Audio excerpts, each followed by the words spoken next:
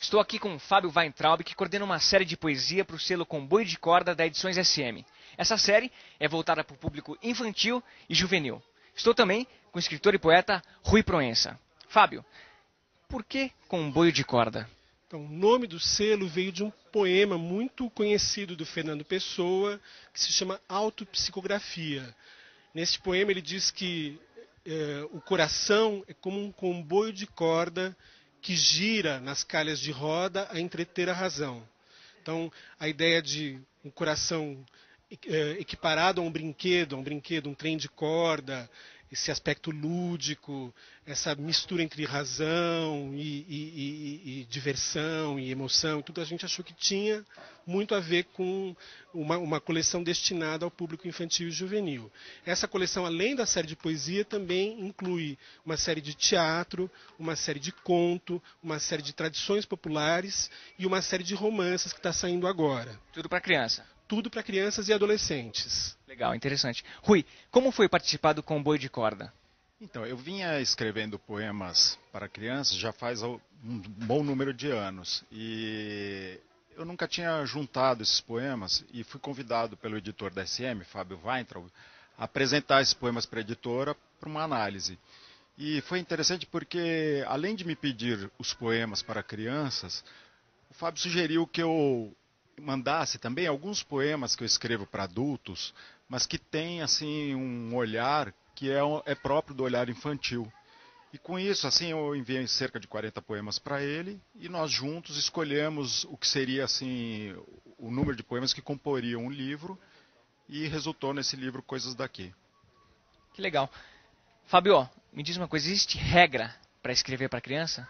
Olha, regra no sentido de norma, de receita, de macete, não. O que existem são alguns parâmetros, né? Você vai escrever para um leitor que está começando a se alfabetizar na faixa dos 6, 7 anos, você não pode lidar com extensões de texto muito grande, com vocabulário, né, muito extenso, muito complexo, com palavras muito abstratas. Então você tem alguns parâmetros dentro dos quais você deve se mover, mas dentro desses parâmetros há uma liberdade imensa que o escritor pode ter, que o escritor deve ter, porque um pouco a função do escritor não é criar fórmulas, mas é criar formas. Cada poema, cada texto novo tem o seu próprio princípio de composição, né?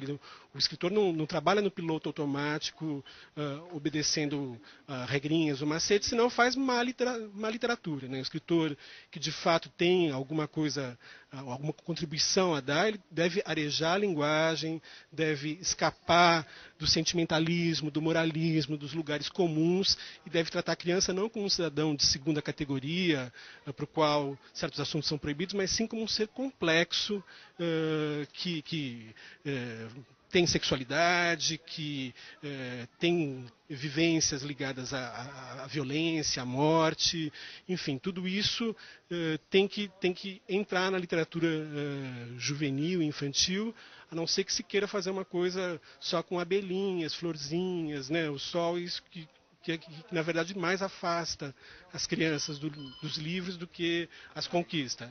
Isso. Parece que o professor Pasquale tem uma questão para a gente aí. Olha lá. Fábio, uma das principais funções da literatura infantil é introduzir a criança no mundo de seres, coisas e objetos. O uso de substantivos concretos tem peso-chave nesse caso? Acho que sim, sobretudo no caso da linguagem poética, que vai trabalhar com uma distância, com a proximidade entre pensamento, linguagem e realidade. Vai criar algumas equivalências, né? Para a poesia, por exemplo, a lua pode ser uma moeda de prata, né? O ovo pode ser o sol da galinha, né? A mulher pode ser uma rosa. E essas equivalências, essas equações são muito favorecidas pelo substantivo concreto, pela materialidade, né, das palavras. Então, eu lembro, por exemplo, daquele poema famoso da Gertrude Stein, que afirma que uma rosa é uma rosa, é uma rosa, é uma rosa. O Edmund Wilson, um crítico norte-americano, diz que quando ela fez isso, após muitos anos, uma rosa voltou a ser vermelha. Por quê? Porque a literatura um pouco pela convenção, que foi enchendo a rosa de adjetivos, dizendo que a rosa era perfumada, que a rosa era suave, que a rosa era leve, que a rosa era sedosa, acabou fazendo com que esses adjetivos todos perdessem a sua força. Então, quando a Gertrude Stein, que é uma escritora ligada ao dadaísmo, né, cria uma equação em que uma rosa é só uma rosa, ela readquire todas essas qualidades que o uso convencional havia perdido, né, ou esvaziado. Então, eu acho que os substantivos concretos têm um papel fundamental na literatura para jovens e crianças que justamente estão nesse plano da concreção, da materialidade do signo. O camelo e o dromedário. Se alguém lhe perguntar em que o camelo difere do dromedário, você dirá satisfeito: isso é básico, primário, nem na barba nem no cabelo, só pode ser em outro lugar. Ou dirá: melhor ir primeiro ao dicionário, saber direito o que é dromedário. Nesse caso, então, a conclusão: ah, grande coisa, grande nova, quem é que não sabe? A diferença está na corcova. É só uma questão de vocabulário. 2 transporta o camelo, 1 o dromedário. Pronto, acabou-se o mistério? A pergunta virou cemitério. Rui, o poeta é de certo modo uma criança diante das palavras? Eu creio que sim. Isso me faz lembrar uma frase do Jung: nascemos originais e morremos cópia. Eu acho que o poeta procura resgatar esse olhar da criança, que é o olhar da surpresa, do espanto, da novidade para as coisas do mundo, essa curiosidade. E qual que é a diferença entre escrever para criança e escrever para o público adulto? Olha, eu acredito que não haja muita diferença, assim. Eu acho que a criança é um ser tão complexo ou mais complexo que o adulto. A diferença, eu diria, que está um pouco na parte lexical, no vocabulário, que para o adulto acaba, ou mesmo nas questões reflexivas, assim, que para o adulto a poesia propõe questões mais complexas do que para as crianças.